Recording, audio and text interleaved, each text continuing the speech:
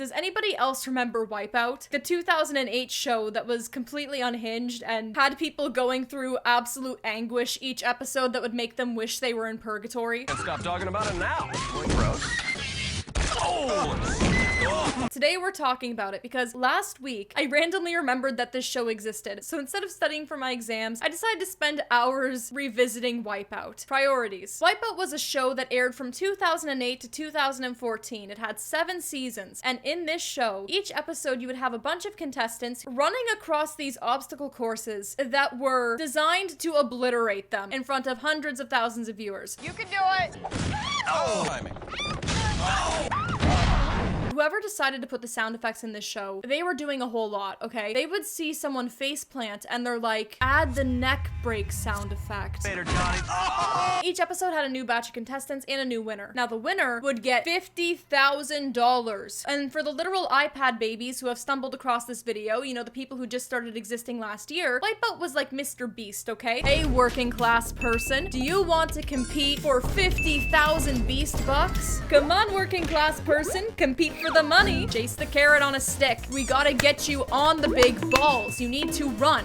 Oh! He's actually trying to run in the air. Like, I thought that was something that just happened in cartoons. I didn't think somebody in this scenario would actually try to run in the middle of the air. Looks like he's actually onto something. It looks like this was almost gonna work. And this show was popular during the time period where America's Funniest Home Videos was also really popular. People just liked the slapstick comedy. They liked watching people fail. It had a vibrant, easy to watch, repeatable format. Another interesting thing about Wipeout that made it stand out was that it was an obstacle course show, but it didn't have super fit contestants. I'm not saying the contestants were unfit, you know, some were, some weren't, but the other physical competition shows on TV, a lot of them had people who, if you look at American Ninja Warrior, those are people who trained, but Wipeout, you would just have your average person running through this monstrosity of a course. Can we talk about how evil the people who made this show must have been? Points, you're not even just falling in water embarrassingly. You are going to get mudded. These people, after they get up from the mud, if you grayscaled it, it would probably look like a photo from 1917. It would look like trench warfare. This obstacle is just absolutely rancid. If you crouched down just a little bit, it's not a good place to put the nose. It's not gonna end well. Another interesting thing about Wipeout is that it had such a broad international reach. If you search up a list of the international Wipeout versions, it felt like each country had their own Wipeout. Now, despite them being from many different countries, most of these international versions were filmed in Argentina. I never heard of these versions growing up. I didn't know they existed, which really makes you wonder, you know, how many international shows in general are you missing out on just because of living in the country you live in? We're done missing out. It is time we vow and give allegiance to today's overlords, our friends over at Proton VPN, so we can consume all the international TV. All of it. See, you know what a VPN is. I know what a VPN is. We all know what VPNs are. You select a server, connect to it, and boom. You can be connected to some random spot on the planet, IP address, hidden. You get privacy, and you can use it to watch things around the world that you normally don't get in your country. Sound good? Good. But Proton VPN, I would sacrifice my cats to Proton because of how good their VPN is. It works really well with Netflix and all the most popular streaming services and global TV channels. And one of the coolest things about using it for streaming is that you can actually create custom profiles. So you can have the same connection settings every time to switch between. They've got 16,000 servers in over 110 countries and are incredibly fast as they can give you connections up to 10 gigabits per second with their VPN accelerator boosting speeds by up to 400%. And this thing has a built-in ad blocker. Perfection. And you see, something I love about Proton is how committed they are to transparency. See, Proton VPN is entirely open source, meaning its code is publicly available for anyone to take a look at. And on the matter of privacy, it is committed to their strict no logs policy, meaning they don't keep logs of your activity. And this has been verified through independent security audits that have been made publicly available. Now, right now, they have some pretty good Black Friday deals going on. Like, you can get 75% off their VPN right now for 2 years, which works out to just $2.49 a month. So go to protonvpn.com/Savantics to check it out. Thanks to Proton VPN for sponsoring this video. Now let's get back into it. At the peak of Wipeout's popularity, they actually had a couple of video games. They had an Xbox game and they had a Wii game. Now the Wii game, I played religiously. I played hours of it. Looking back, I don't think it was the greatest game, but it was great to me, okay? It was great to me at the time. You would have your character run through the course, you would try to succeed on the obstacles, and then when it wasn't your turn, you would try to get the other players or the other NPCs to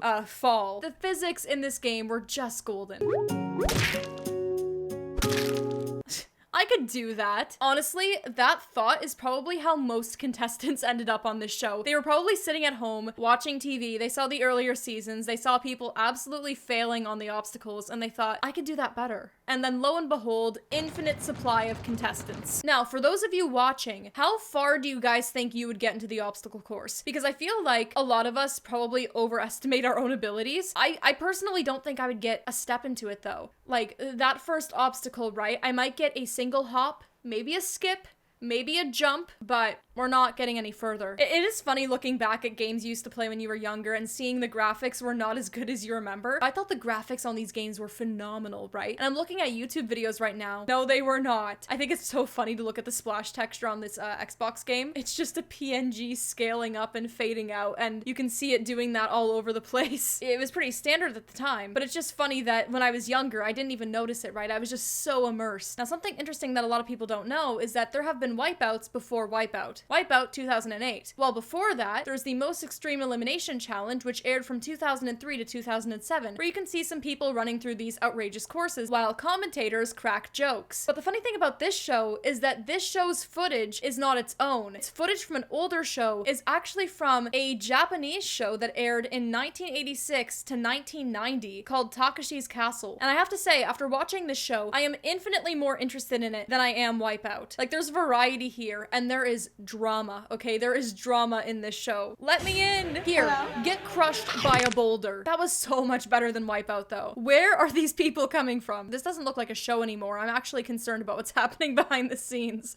This looks so desperate. Something has to be chasing them. Wait a second. I'm getting visions. I'm getting visions, you guys. Whoa, whoa, whoa. Now, while we're here, we gotta talk about the Wipeout YouTube channel, okay? The way that they tried to get views on their channel was truly something. Their strategy was for only the top minds on this planet. We've got phenomenal titles here, like Superman flies across the big red balls. Annoying British girl takes an unwanted mud bath. I imagine being nothing but kind to the people on the show, and then you're known as the annoying British girl. I mean, I watched this. She's not even annoying. A lot of people agree she's not even annoying. She seems so sweet. Haven't you put this girl through enough hell? Haven't you done enough? First of all, she went on your show and she went through your obstacle course that probably felt worse than going in a saw trap. And then she got put in mud. And then it was aired for hundreds of thousands to see, but that's not enough. Then she had to later be labeled annoying British girl, even though she didn't even do anything remotely annoying. Like, she didn't even say anything weird. She didn't do anything weird. She just existed as a British person. Like, I think they're saying she's annoying because she's British, which RIP. Now, Wipeout did get canceled after 7 seasons. And with a show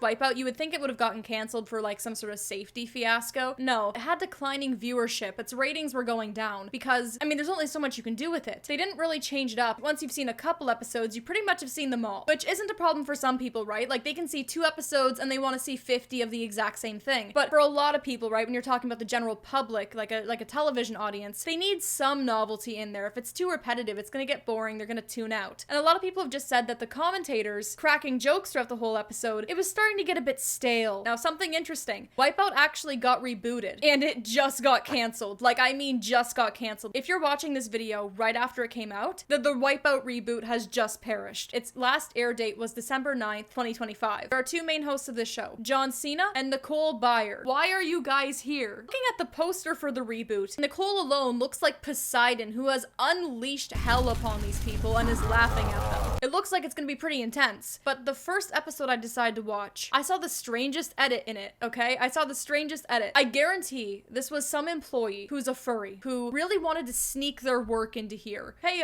what are you working on there? Just working on this one bit here. It's relevant. We need this for the episode. We need this for the episode. Like, this artist was drawing to be freaky. This is a freaky artist. I watched a couple episodes of the show, and I'll be honest, it didn't really capture my attention. It just didn't really hit like the original did. It's okay, but it wasn't great. I've seen some people say that it was a bit too focused on the idea of montages. Like, it was too heavily edited, and there was too much commentary that you couldn't just watch someone run through a Wipeout course. Instead, it was just constantly interrupted by trying to get a laugh out of you. When really, you want to get a laugh here and there, but if the show is constantly trying to make you laugh by throwing edits at you, by throwing these montages at you and these jokes, it doesn't hit the same as when you watch someone run through it and occasionally wipe out. So here I found a former contestant on Reddit. She has photos of the behind the scenes process. She is who she says she is. She was a contestant on Wipeout. And I think there are a few interesting things about her post. So first of all, here she says they would take contestants' blood pressure and that they actually had backup contestants in case the current pool of contestants weren't healthy enough to compete. On the flip side, she said there was a helicopter pilot in her episode, and apparently he broke his Achilles tendon and couldn't work for 6 months. There were probably countless injuries in this show, but obviously people probably wouldn't be able to do anything about it legally because of the nature of the show and the fact that they're signing a contract before showing up. She said they used cranes to put them up on the pedestals. Which sounds terrifying, but hey, at least if you're a contestant, apparently you got 500 spending money. Mon chéri, s'il vous plaît. Don't think about your sprained ankle, think about the 500 spending money. So, I don't know, just a pretty interesting read. I don't think the idea behind Wipeout was bad. We've seen time and time again that people love some version of what this show has here. People competing in ridiculous challenges to win money. People love that. So I think Wipeout in some sort of way, if they wanted to reboot the reboot or just like do it again, in theory, this show could work, but I think it would have to have much more variety, right? Or some sort of randomization element. So it's not the exact same thing every single episode. But yeah, that's pretty much all I wanted to say for today. Thanks for watching and have a great rest of your day.